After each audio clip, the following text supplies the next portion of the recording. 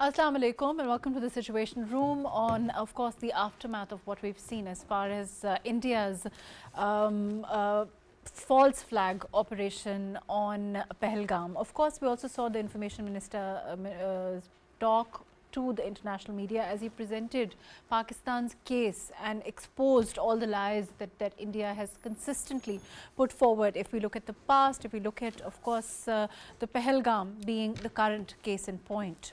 He talked about, of course, Pakistan, we have always been a victim of terrorism. If we look at 90,000 lives have been lost in war against terrorism through no fault of our own.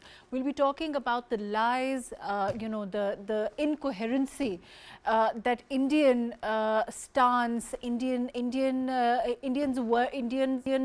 version of the events following the Palagham attack have put forward. We'll be talking about the press conference where we've highlighted, the events as they took forward and have consistently taken forward, been put forward by India. The way that they've been used to create a false narrative, mislead the international community and mislead their own people who are asking for questions, who are asking for answers to questions that are inexplainable at this time. I have with me right now, of course, Daniyal.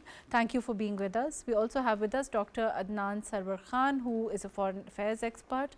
And a little later on, we'll also be joined by other guests. Daniyal, we saw the press conference that the Information Minister held. We saw how he exposed what India has done. If we look at the Palagham attack, we look at the way that, evidence has been, there is a clear lack of evidence there. There's a clear lack of coherency in the narrative. There's also questions that their own people are highlighting a lack of answers about the internal security failure. Why did it happen? How, why was the Indus Water Treaty suspended within hours? And why is there so much intel failure that, of course, this was so near the base camp and yet India had no clue about it.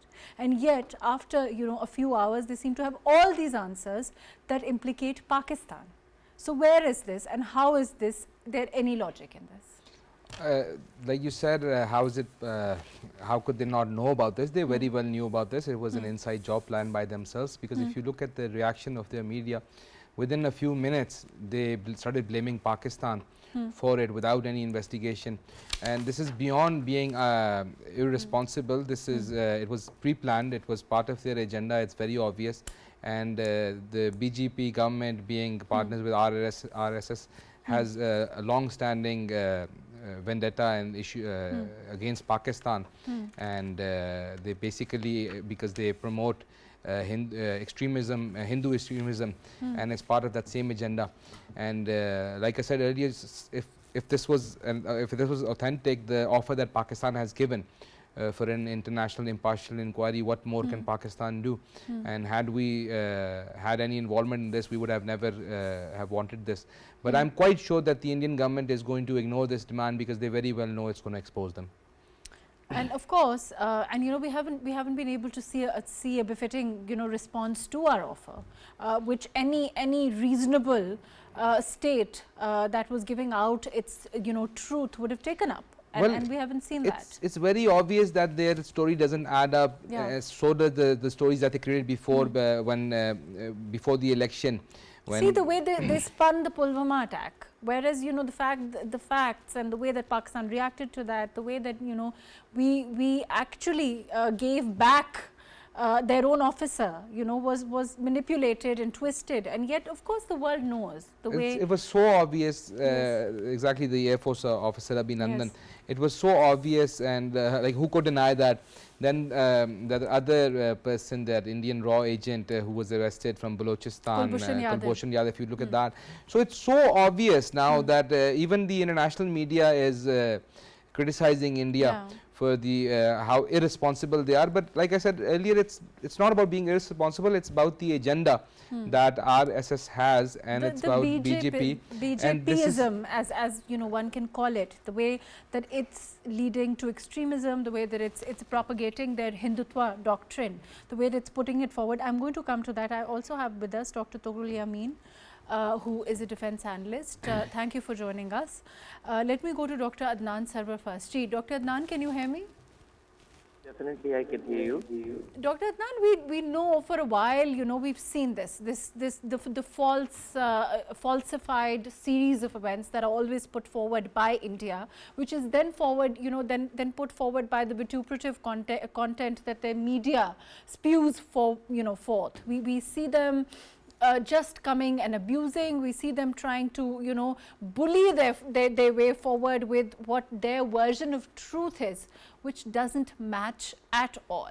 At this time, the press conference of, the information minister, as he presented our case to the international community, clearly elucidates that, Pakistan has done what it could have to maintain peace in this region, yet consistently there is this, these attempts that are made to sabotage that by a neighbor that doesn't realize, that the potential that Pakistan has to, if provoked, the kind of response that we will give back. Well, you are very right. Actually, this has been exactly the case that Indians are through a particular method of falsification, and they have been doing it since long. I mean, if we can go back a little into the history of the two countries' relations and India's sinistrous moves on different occasions, 1970-71, when Ganga hijack episode occurred, that was a clear untruthfulness, and it got revealed later on also. They wanted to cut off Pakistan from East Pakistan, the air space suspension and the water suspension through the sea. So now this has been their track record, and one thing is there that it has been done with a lot of consistency.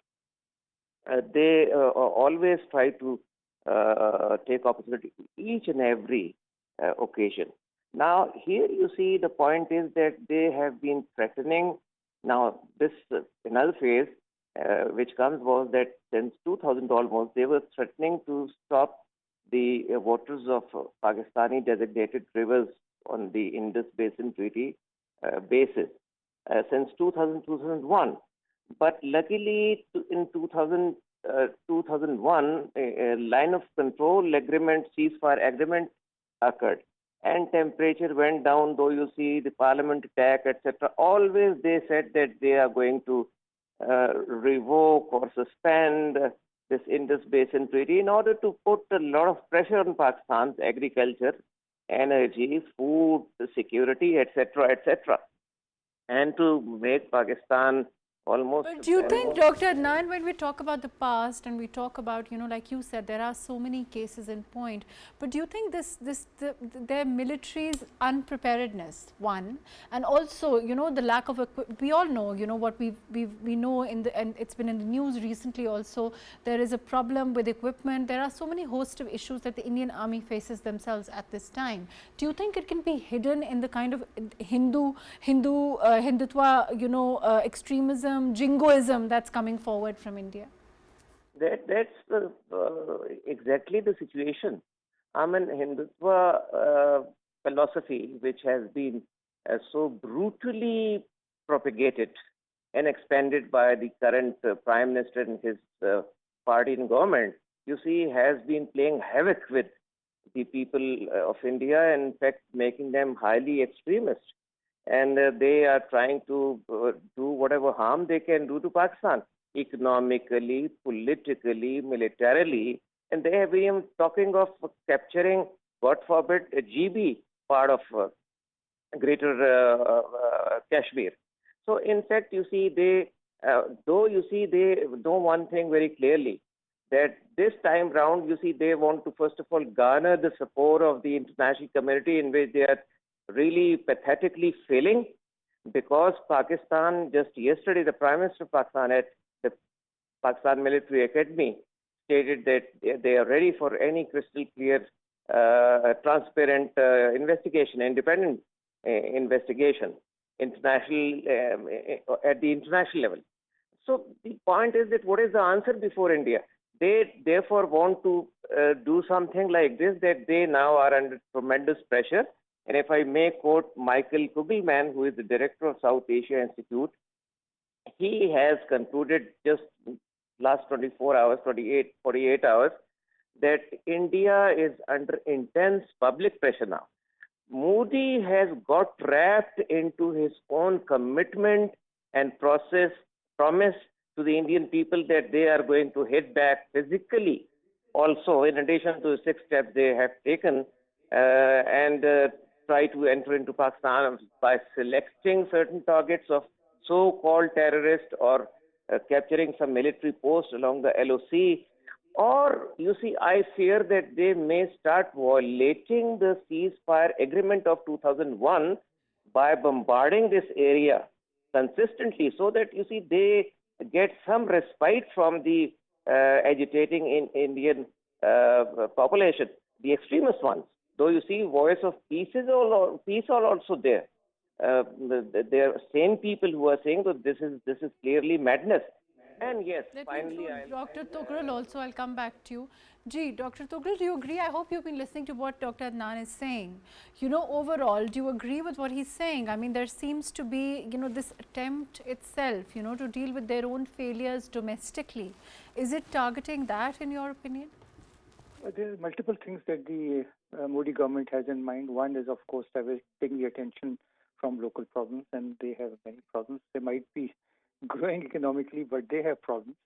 And also, they want to paint Pakistan in a bad light that they have been doing for many years now.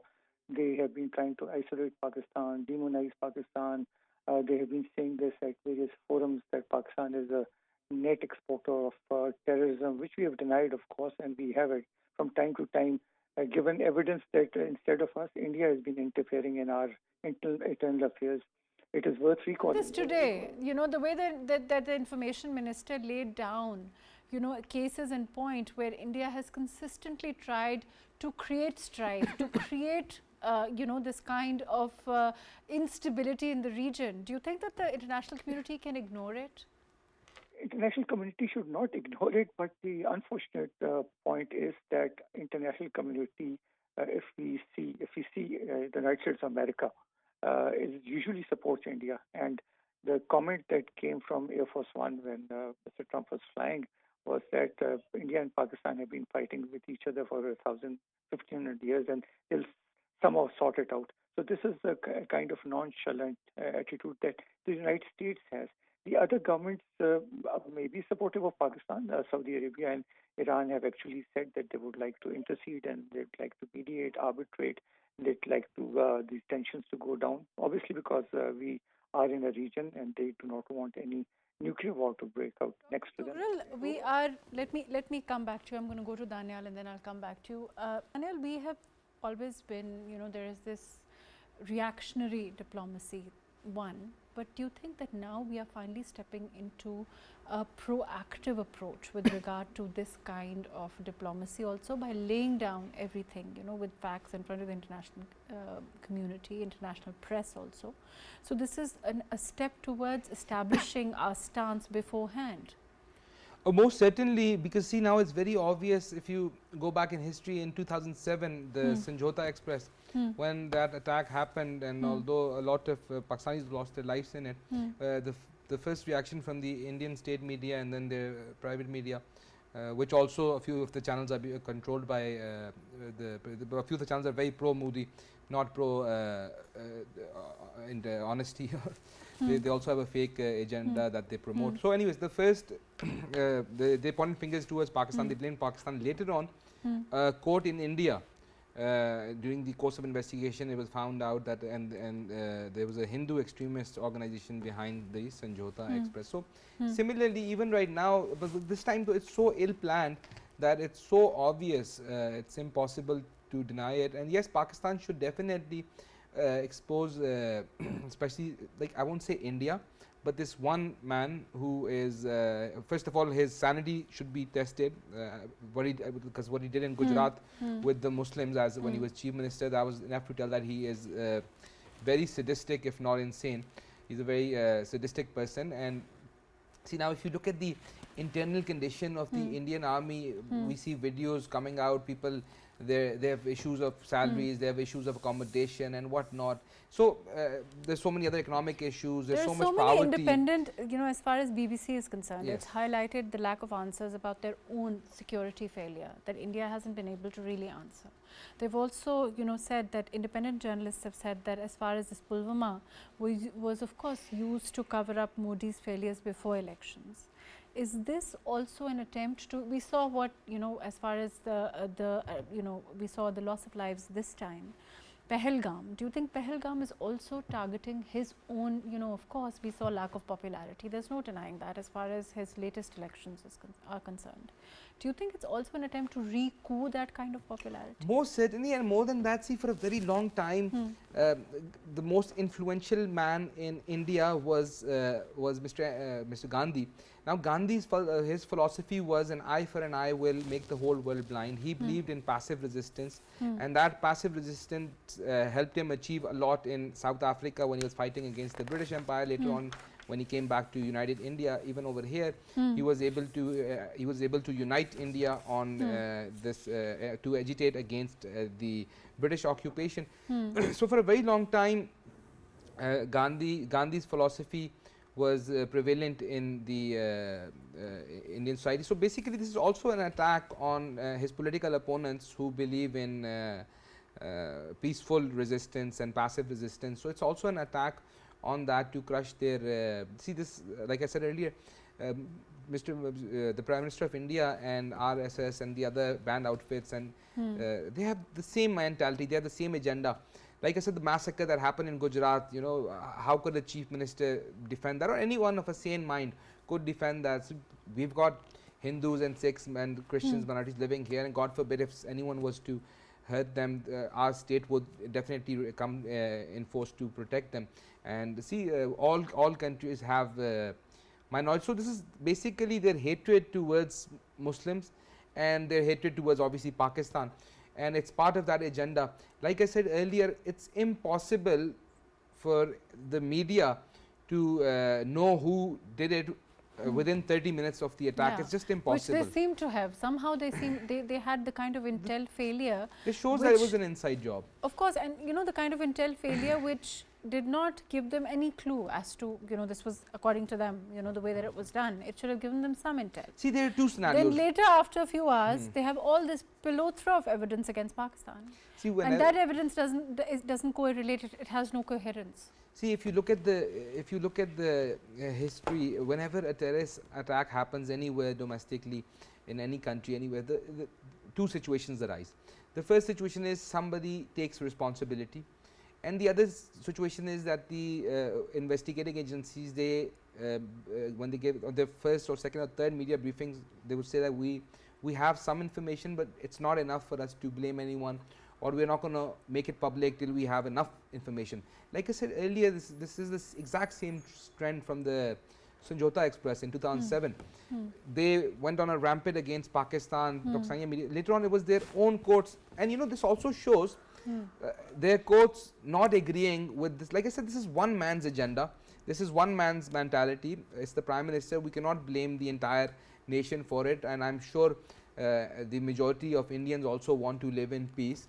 But if this one man thinks that he can, by doing such instance, we're gonna come under pressure, he is very much mistaken. If you look at the past history, when Pakistan was attacked in 1965, there's this famous quote in Urdu, I'll translate it in English, like those who wanted to have breakfast in Gymkhana Lahore, they forgot the meals for the rest of their lives.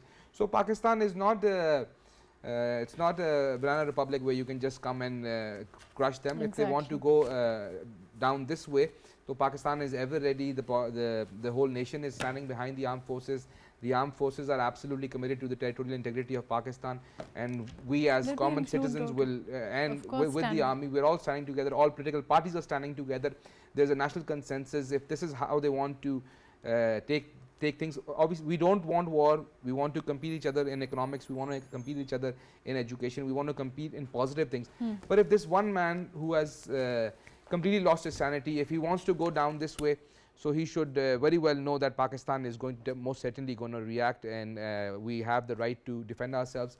We are Let me fully go to capable. Dr. Adnan on this, and then I'll come back to you. Dr. Adnan, we know that, as far as Indian media is concerned, the way that they have, the inflammatory content that's coming from the Indian media, the lack of responsibility, the lack of restraint to, of course, two neighbors that are both nuclear states, fueling this kind of this feud that's coming from there, fueling this debacle that ensued in India. We've also seen people of saner mind, like for example Ravish Kumar, call their own media lapdogs of power, which is something that we can see even now. Do you think that there needs to be restraint there also, because there seems to be a clear disregard for any norm, any any independent journalism, and there's no independent call for any kind of sane reaction or any kind of loopholes that have been pointed out by normal citizens addressing their own flaws. There is just this jingoism, vituperative content. There is this inflammatory rhetoric that is constantly spewed on their media.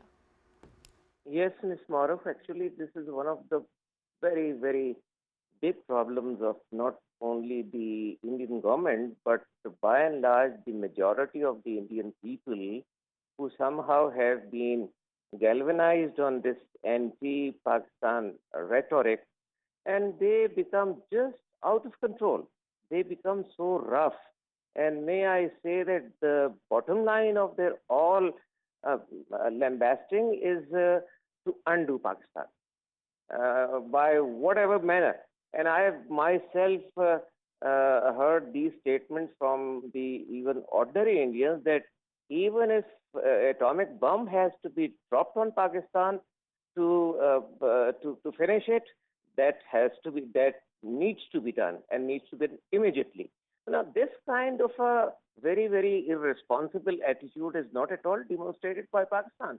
In Pakistan, even if the people are... Pakistan is a nuclear state, just because they can sit there and make these kind of statements. Pakistan has one of the best, and I would say the best armies in the world. And I think that Indians are cognizant of this. Therefore, they're trying to hide behind this kind of rhetoric. They're trying to hide behind this kind of inflammatory content. That's all they seem to be able to do. That, if you can give me one more minute, that you see, they know it well that this cannot be done. I mean, the leadership knows it better than anyone else. And may I also say here that in 2019, the precision of Pakistan's military and the Air Force was such that at one place known as, this was in the sector which was just near to the line of control at that point, the Ghati sector, where you see Indian Army chief was there, and nearby area was hit by Pakistan's precision, and he was left because it was just a very strong signal that we can hit you anywhere. So India, its army, its whole range of leadership, they know the lethality and precision and quickness of the Pakistan armed forces. I would say that is second to none in the world. And therefore, you see, despite all this drumbeating of war, which they initially say 48 hours, 72 hours, we are going to teach a lesson forbid to Pakistan, they finally are not able to do it. And they also know the Balaport incident, where they had a very telling defeat. So I therefore think that in order to just deflect the attention of their public, which has been largely due to the Indian loud talking, you see, they are now going to say that, well, we have been facing terrorism through the AJK border and sponsored. They are saying that this was not this Freedom Forum organization, that they are saying this was the government of Pakistan. Very, very unconvincingly. So in that, you see, I would say that they have internal problems like Northeast Asia, the so-called Seven Sisters, and the growing anti-Modiism in India. So there's one reason, but let me also emphasize here. Emphasis is placed here that they have. Ji. Let me come back to you. I'm going to go to Dr. Tughral now. Dr. Overall, in terms of, we saw, do you think that that Indians, the state of India is cognizant of its own ability at this time? We know what happened with regard, with China and India, for example, and their own military, because we've always been at war in a sense as far as our war on terrorism is concerned. We have a battle hardened army, perhaps more ready than most. Do you think that this is something that India is calculating when it's figuring in their calculation when they know, when they give out this kind of narrative that they're giving? I think any realistic planner in India's South Bloc knows that Pakistan is not a cakewalk. Pakistan army is battle hardened, as you yourself said. It is well trained. It has got a high morale, and unlike the Indians, it does not wilt easily under pressure. So anybody who is giving a realistic estimate, Modi's army chief, air chief, or naval chief, I'm sure he must have been told that he should exercise caution. And after his initial statements, nothing has happened so far, apart from a few ceasefire violations, which are a norm. They do happen when there is a rise in tensions. So I do not foresee that India would undertake any adventure in which it is going to be given a very strong response. And I think Pakistan Army and Pakistan Armed Forces are very well prepared to do that. So I'm sure he will not like to do that. His usual, the last time, as my fellow panelists have said, happened in 2019, and it was a very swift retort was given to the Indians, and they know that they will not be doing it again, not in that manner. But the important thing is to remain vigilant. The guards should remain up, and the guards are always up. People who are deployed on the line of control. Our guards are always up, and if we look at, for example, their carrier like INS Vikrant, which they say, they tell their own people the false bravado and that they've mobilized it. Isn't it a fact that these as a defense analyst, these aircrafts are usually mobilized for states that are for a much further distance away rather than neighbors? So this kind of farcical propaganda to appease their own people seems of course far-fetched to each and every individual. Aircraft carriers are the most vulnerable fighting platforms in the world, and aircraft carriers do not venture out alone in the sea. They are accompanied with battleships. And the bigger the target, the easier it is for countries in the Indian Ocean littoral to hit them. We have got a good navy, we have got missiles, we have got a good air force. And if we see such a big target going out, and if it's trying to be acting in a hostile manner, we can undertake countermeasures which can keep them at bay. We know that their submarines have been making appearances at Gwadar, and our Navy had countered them in a manner that these submarines had to run away. So the aircraft carriers are not a big threat. They are a big target. And that is why in the 1965 war, when they had only one aircraft carrier, they hid it. If there could be any threat, I think it could be their nuclear submarines. But again, nuclear submarines, if they undertake any adventure, if they fire a missile, it will be countered, and then you will be swiftly climbing up the escalation ladder. And anybody who has war-gamed a nuclear war knows that in case of India and Pakistan, the threshold is very, very low. There is very little margin of error. You cannot just throw a missile and sit tight. Pakistan will respond.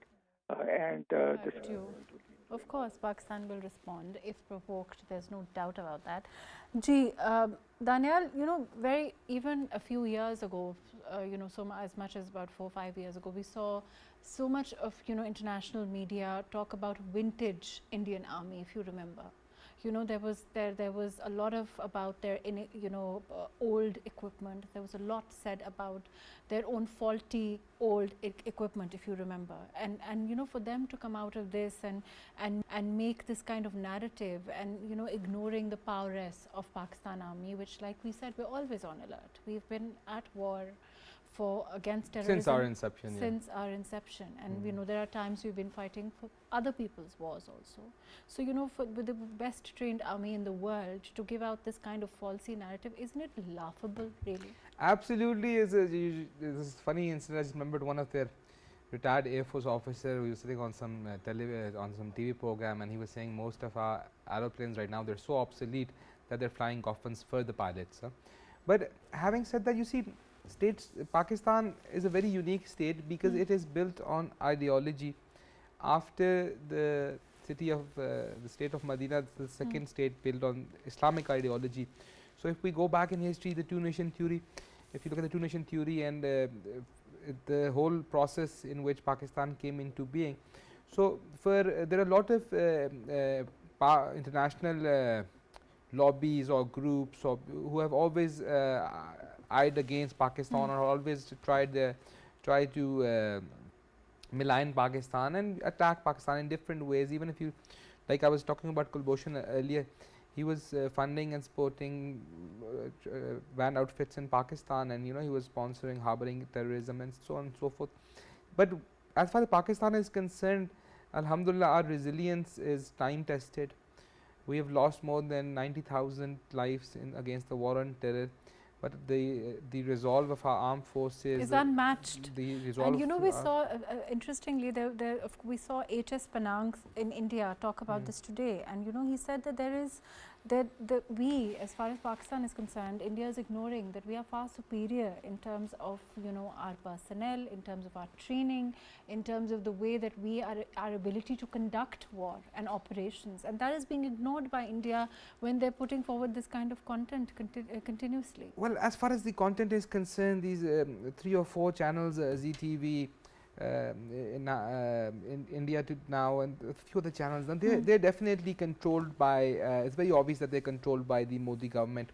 So yet again, you know, despite all this escalation, I would not want to give this irresponsible statement and saying that India is behind this. This is one man.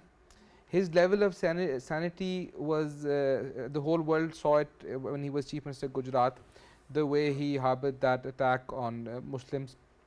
And more than that, see, even inside, despite I just mentioned the two-nation theory, where alhamdulillah we were built on the name of Islam, everything, but still, you know, there's a huge Muslim population in India, and there's a huge Sikh population in India. So this one man and his fundamentalist agenda, we should not blame the whole country, or we should not point fingers towards the whole country. But we know that he's destroying, you know, for a while, not just Muslims, but all minorities. The entire social fabric of India he has destroyed. If you just look at the number of hate crimes, the massive increase in hate crimes within India since he became Prime Minister. So it's his, like I said earlier, his sanity is questionable. So as far as if he gives a statement, or the people working on his agenda, I don't think, yes, we should be prepared like we always have been. Like you said earlier, Pakistan has been in a state of war since its inception, be it terrorism, be it cross-border, be it hostile neighbors, all sorts of wars Pakistan has been fighting. But alhamdulillah, our resolve is ever stronger. And one last thing, I would just like the positive thing, or that as a political analyst that I am observing on this particular issue, the way all political parties across the board and every single person from and even our minorities, whenever Pakistan was attacked, our minorities fought with the rest of the country. So this is a true depiction of the love for Pakistan that our masses have. I want to welcome Jauhar Saleem, who's just joined us. He's former Foreign Secretary. Thank you for joining us. Jauhar Saab, can you hear me? Ji, I can hear you well, thanks. Jauhar Saab, there is, you know, we're talking about the capability of India's army. We're talking about this narrative, of course, this rhetoric that is being put forward continuously. Let's look at China, for example. We know in terms of what happened as far as the Galloway Valley clash in 2020, which exposed that, Indian army and their inability. There were 20 Indian soldiers were killed by Chinese forces, if you remember. And despite Indian claims of strong retaliation, we saw that the Chinese soldiers were much better equipped. They had overpowered the ill-prepared Indians. Do you think that the Indian army is factoring this in? Do you think that the Indian state is factoring this in? Because we are far superior, we outrank them in terms of our preparedness at any time. Yeah, our preparedness is beyond question. That is true. I think from the Indian perspective, what they have in mind is compared to the last time when we had, they tried military strikes in Pakistan and got a befitting response, which the entire world saw. They think now, and Modi had mentioned in his speeches as well, that if we had Rafales then, the foreign Rafales are like the French aircraft, which is like, it's not fifth generation really, but it's like 4.5 in some ways, but it's pretty modern. If we had those, then we would have sort of, dealt with the Pakistanis. Then secondly, they have a system S-400 now, which they got from the Russians. It's an air defense system. So maybe that has made them overconfident because they believe that compared to last time, they are now better equipped. But I think they have to remember, first of all, that Pakistan's deterrence. Jauhar Sahib, I want to, draw your attention to this incident that's happened in Pakistan High Commission in London. We've seen that there are people who've tried to attack who are, apparently at this time it seems of Indian origin. In your experience, has there been ever cases like this and this kind of, reaction, this kind of an attack also resonates with what is being put forward, the narrative, the way that, they are becoming irresponsible with their statements, the way that they are becoming inflammatory, and that is translating? Yeah, it's very unfortunate. I think the media frenzy that they have come up with in India, that they have actually the government has caused that, BJP, of course, and that is always has been the agenda to promote anti-Muslim, anti-Pakistan, basically a hate narrative. That has caused that hysteria that we see in India. And now that you've mentioned that outside India as well, we have manifestations of the same hysteria. In diplomatic experience, yes, there have been instances. Ambassador to Germany and they're one of our consulates in Frankfurt. They faced an attack like that, and in fact, it's pretty rough. But still, it's kind of it doesn't really happen very often, and whenever it happens, it is denounced, and it's against the diplomatic norms, of course. But at the same time, and also it shows the sort of that's a certain country, because you can't really have it's not that those people would have done it just of their own accord. It wouldn't have been spontaneous. These type of things are orchestrated generally by the intelligence agency, intelligence operatives, Indian intelligence operatives, which are present all around the world, and they orchestrate these type of attacks or these type of incidents, and that shows that they want to sustain the sort of the number one, the narrative that they're propagating right now, and secondly, they don't want to halt the spiral of escalation that they have begun. And that is very unfortunate, because one would expect a more responsible attitude from the most populous country in the world, which also claims to be the biggest democracy in the world. But unfortunately, its actions belies all those claims. So while we before I go to Dr. Tughral, Jauhar Sahib, there is overall, it is said that if we look at the case of Kulbhushan Yadav, the way that it happened, it blatantly exposed India, the way that its interference. of course, we did give out dossiers, and of course, that was a huge case for us, a case in point of Indian interference.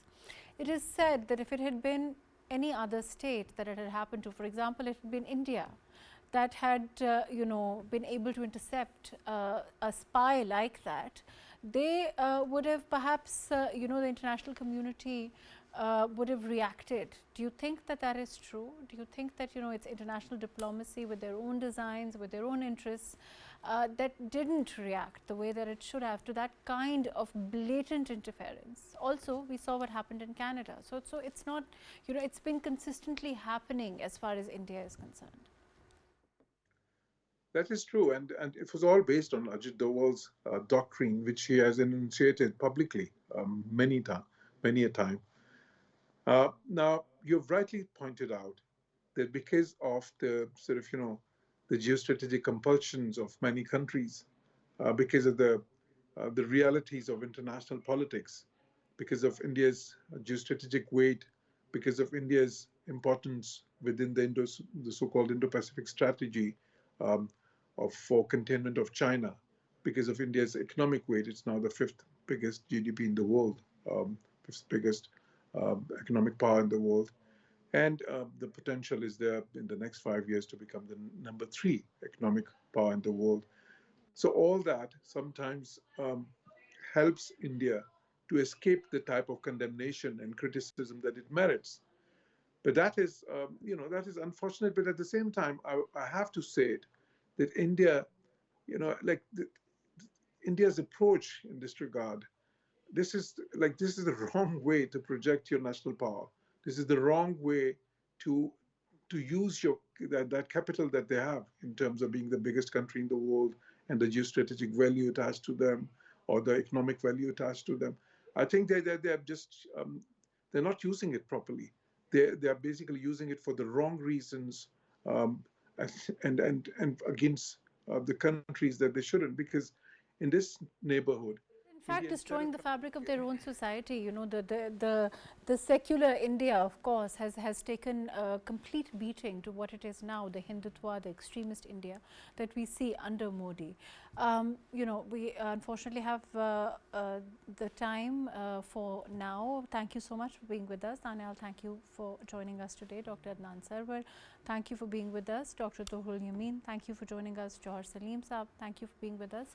After a short break, we'll come back to the Situation Room and talk more about information that came from the Disinfo lab also, that indicated the way that things are cooked up and the way that in this kind of content and this kind of this fake news is put forward, propaganda is put forward by India consistently, which is baseless. And of course, this information came out from independent organizations like Disinfo Lab. All of that today, a little later on. Please stay with us.